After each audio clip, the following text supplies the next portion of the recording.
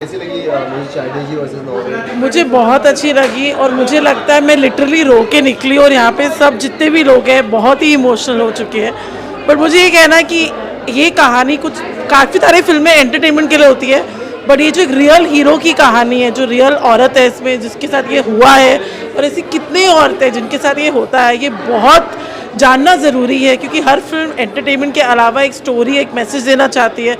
जबकि ये फिल्म मोनिशा एडवानी एक जो प्रोड्यूसर है, फीमेल प्रोड्यूसर है, फीमेल डायरेक्टर है, और of course Rani Mukherjee is done a fantastic job. I really अर्ज पीपल कि आपको आना चाहिए और ये फिल्म देखनी चाहिए, बिकॉज ये फिल्म से जो मैसेज है और जो रियल हीरो की कहानियाँ हैं आपको वो दिखाई देगी जो अब तब तक किसी को नहीं पता थी। तो please go and watch this guys, please, thank you. Background music की अगर बात करें, मुझे म्यूज़िक बहुत अच्छा लगा। मुझे बंगाली पर्सनली समझ में नहीं आती, बट मुझे फिर भी वो बंगाली टच जो इस फिल्म में है बहुत बहुत अच्छा लगा। मुझे म्यूज़िक हर सिचुएशन के हिसाब से, ये गाने जैसे इस फिल्म में बताए गए वो बहुत एप्ट है। म्यूज़िक, डायलॉग, सेकंड हाफ, पूरी मूवी बहुत स्क्रिप्ट है। Please go and watch this. कितने स्टार्स देंगे? 5 में से आई विल गिव 6। मुझे तो बहुत अच्छी लगी। Please go and watch guys, thank you. Strategy versus Norway movie आपको कैसी? फिल्म देखी मैंने, फिल्म मुझे अच्छी लगी। और रानी मैम का काम मुझे बहुत बेटर लगा, जिस तरीके से उन्होंने फिल्म के अंदर काम किया है, फिल्म के अंदर एक्ट किया है। मतलब इस तरीके से था कि पूरा ही उन्होंने एक ढाल लिया है, जैसे माँ होती है, जैसे रियल में मिसिस चटर्जी थी। आई मीन वैसे तो देखा है उनको भी, बट उससे कहीं ज़्यादा बेटर उन्होंने काम किया। अच्छा, कहीं भी ऐसा लगा कि मूवी कहीं स्लो जा रही है या फिर कहीं और जा रही है? ये देखो, फिल्म का जिस तरीके की फिल्म है, फिल्म की कहानी है, उसमें उस फिल्म के रिलेटेड अगर देखा जाए तो कोई इंटरटेन वाली चीज़ नहीं थी। सबसे बड़ी थी कि एक फैमिली मूवी है, एक माँ के ऊपर मूवी है कि एक माँ अपने बच्चों के लिए क्या कर गुजर जाती है। मतलब एक माँ रहती है, अगर उनके बच्चों को उससे अलग कर दिया जाए तो किस तरीके से उसका हिम्मत टूट जाती है या किस तरीके से वो हिम्मत करती है। और रानी जी का तो एक्चुअली दिखाया है कि अगर उनके बच्चे उनसे अलग हो गए तो उन्होंने इतनी हिम्मत दिखाई है कि वो एक अपने घर से क्या, अपने हस्बैंड से क्या, या जहाँ थी वो उस देश से क्या, अपने देश तक कहानी लेकर आई। मतलब एक देश से लड़ गई अपने बच्चों के लिए। उन्होंने यही नहीं सोचा कि मैं कुछ अच्छा कर रही हूँ, कुछ गलत कर रही हूँ। एक्चुअली इसमें एक है डायलॉग के आप देखोगे कि कुछ अच्छा करते करते वो खुद में कितनी बुरी हो गई कि उन्हें पता ही नहीं चला, बट वो एक माँ है। तो इस रिलेटेड देखा जाए तो ऐसा नहीं कि कहाँ कहीं स्लो या कहीं फास्ट का अगर हम बात करें तो फिल्म को उससे रिलेटेड नहीं देख सकते। सिर्फ एक इमोशन जुड़े हैं, एक माँ के, एक बच्चों के, एक फैमिली के, उस तरीके से। अच्छा, बिना हीरो के भी हीरोइन पिक्चर हिट कर सकती है आपको लगता है? हो सक क्यों नहीं कर सकते। अगर ऐसा नहीं है कि बिना हीरो के हीरोइन फिल्म हिट कर, तो बहुत सारी फिल्में हैं जो हुई हैं जो हीरोइन के रिलेटेड हुई है। और ये तो कहानी एक माँ की है और वो एक्ट्रेस है जो है, क्योंकि एक ट्रू स्टोरी है वो, और वो सिर्फ एक फीमेल वर्सेस है। ऐसा नहीं कि इसमें हमें किसी एक्टर को लेना चाहिए था या फिर किसी और बड़े उसको। ऑलरेडी रानी मैम खुद इतनी बड़ी एक्ट्रेस है, तो जिस चैप्टर पर उनके थे तो आराम से। और मुझे लगता है कि फिल्म हिट होगी, और जिस तरीके से फिल्म बनाई है तो जाहिर सी बात है उसके हिसाब से तो उनको अवार्ड भी मिलना चाहिए। कितने स्टार्स देंगे? मैं 5 में 3.5 देना चाहूँगा। Thank you. हाँ, सो मिसेस चैटर्जी वर्सेस नॉर्वे आपको मूवी कैसी लगी? मुझे अच्छी लगी। रानी मुखर्जी बहुत टाइम के बाद आई और उन्होंने बहुत अच्छा परफॉर्मेंस किया है। अवार्ड विनिंग परफॉर्मेंस है। कई सीन्स में लोगों को रुला दिया, मतलब इतना मोस्ट प्रॉब्ली मेरे को लगता है थिएटर में सब रोए होंगे।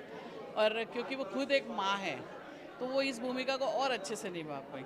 तो लगता है आपको कि वुमेन ओरिएंटेड जैसे मूवीज जो होती है हाँ। एक होल्ड करती है, अगर फिल्म की बात करें तो आपको लगता है कि ये मूवी भी वैसा कुछ छाप छोड़? हाँ, मतलब क्या है ना, इस पिक्चर का प्लस पॉइंट ये है कि एक रियल स्टोरी है और लोग देखना चाहेंगे कि कैसे दूसरे देश के लोगों ने हमारे घर के, मतलब बोलते हैं ना, बच्चों को रख लिया। इंडिया में कभी नहीं होता है। मुझे पहली बार लगा अच्छा हुआ मैं इंडियन हूँ कि मतलब इंडिया में ऐसा सब नहीं होता है। माँ को पूरी महत्व दिया जाता है, माँ को। लेकिन बाहर के लोगों में प्रोफेशनल होते हैं, पैसे को ज़्यादा बोलते हैं आगे फ्यूचर कैसा होगा, लेकिन बच्चे का फ्यूचर हमेशा माँ के साथ ही अच्छा रहता है। तो ये पिक्चर में वो चीज़ दिखाई है कि माँ से बढ़कर कोई नहीं है।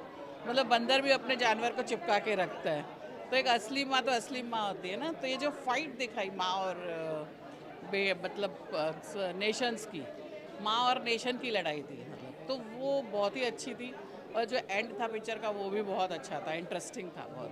म्यूजिक कैसा लगा? Background music? म्यूज़िक अच्छा था। पिक्चर के हिसाब बंगाली कल्चर दिखाया है तो वैसे हिसाब से म्यूज़िक, लेकिन पिक्चर की स्टोरी के हिसाब से म्यूजिक की ज़्यादा जरूरत नहीं थी। एक दो अच्छे रोमांटिक सॉन्ग डाल सकते थे, लेकिन हीरो ही गद्दार निकला उसका पति, तो उस हिसाब से मतलब म्यूजिक का उतना ज़रूरत नहीं थी पिक्चर में। लेकिन जितना भी लाइट म्यूजिक है, गाने अच्छे हैं, हल्के फुल्के हैं। जिम सराफ कैसे लगे? हाँ जिम सराफ, रानी मुखर्जी तो हाँ, थी जो कमाल। उनके ये बने ना वकील, ठीक है, उन्होंने अच्छी एक्टिंग की है। हाँ, 5 में से कितने स्टार देंगे? मैं दूंगी, क्योंकि रानी मुखर्जी है और एक मदर के ऊपर ये फिल्म है, इसलिए मैं 3.5 दूंगी। तो Mrs Chatterjee versus Norway movie कैसी लगी आपको? Mind blowing. अभी तक मतलब ऐसा लग रहा है कि मैं अपने आप को संभाल नहीं पा रही हूँ, इतनी ज़्यादा इमोशनल हो गई हूँ। ऐसा लग रहा है जैसे कि एक वो जो मिसेस चैटर्जी जो नॉर्वे के खिलाफ और फिर बाद में अपने देश में उस केस को लड़ती है, तो मुझे ऐसा फील हो रहा है कि मैं लड़ी हूँ। और वो एक होता है ना कि एक लंबी लड़ाई लड़ने के बाद जब हमें जीत हासिल होती है, तो हमारा कैसा पूरा बॉडी में ऐसा लगता है कि विनर तो हम हैं, लेकिन ताकत नहीं रही है। इतना मूवी ने अंदर तक हमें छुआ है। अच्छा, जब भी कोई वुमेन ओरिएंटेड मूवी बनती है तो लगता है मतलब वो जब रिकॉर्ड तोड़ की बात होती है, आपको लगता है कि ये मूवी में वो बात है कि वो रिकॉर्ड तक पहुंच सकती है किसी बिल्कुल रिकॉर्ड तक पहुंच सकती है। और सबसे बड़ी बात है कि सिनेमा इस तरह का भी दिखाया जा रहा है। ये बहुत अच्छा दौर है हमारे सिनेमा के लिए ही नहीं, हमारी सोसाइटी के लिए नहीं, हमारी हीरोइंस के लिए भी। क्योंकि जो रानी मुखर्जी जैसी सीनियर एक्ट्रेस उस रोल को इतने कमाल तरीके से अगर वो कर ले जाती हैं, तो वो तो पता ही है कि शीज़ मतलब वो तो पावर पैक परफॉर्मेंस देती हैं। लेकिन ये रोल मैं समझती हूँ कि रानी का एक करियर का एक मील का पत्थर साबित होगा, एक लाइफ टाइम रोल है उनका। जी मूवी में गाने का है, लेकिन बैकग्राउंड म्यूजिक बहुत तारीफ है। हाँ, बैकग्राउंड म्यूज़िक इसमें ये है कि बहुत ज़्यादा बैकग्राउंड म्यूज़िक ने जो इमोशन, एक्चुअली में इसमें क्या है ना, पूरी इमोशनल मूवी है और आपको ये लगता है कि वो जो लड़ाई लड़ रही है अब क्या होगा, अब क्या होगा। एंड जब ट्विस्ट आता है, उसके हस्बैंड का सपोर्ट उससे छूट जाता है, तो म्यूज़िक जो है कहानी को आगे बढ़ाता है। बैकग्राउंड म्यूज़िक जो है ना, वो पूरा मूवी को इतना सपोर्ट करता है कि वो कहानी के साथ में ऐसा लगता है कि वो म्यूज़िक भी अपने आप में कुछ बोल रहा है। जिम सराफ कैसे लगे आपको? जेम्स ने बहुत गुस्सा आ रहा था, दिल कर रहा था कि कहीं मिल जाए तो 2 थप्पड़ ही बजा दूं। जिस तरह से वो कैरेक्टर मतलब बड़ा ऐसा लग रहा था कि कभी इधर है कभी उधर है, लेकिन फिर एंड में जो वो एंड के जो उनके कोर्ट की जो हेयरिंग थी और उसमें जो वो बोले तो फिर थोड़ा जिम अच्छे लगने लगे। यानी वो he is also very good actor. तो वो उनकी परफॉर्मेंस का ही कमाल है कि पहले उन पर गुस्सा आया और लास्ट में उन पर प्यार आ गया। तो 5 में से कितने star? 4 star. Thank you so much.